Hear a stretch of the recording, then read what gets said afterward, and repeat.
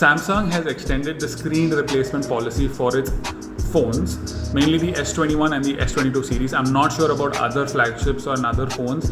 You will have to Google that. But the extension is done up to 30th of September 2025. The earlier deadline was 31st of December 2024. This is a great move by Samsung because a lot of phones will receive One UI 7 in April, May, June, July. And a lot of these phones will get the line after these updates. And a lot of you have the line on your screen. So go fix it, go to the nearest Samsung service center, tell them about this, and they should be able to replace it. Obviously, there are conditions. Your phone can't have water damage, your phone can't have physical damage. They check the phone properly.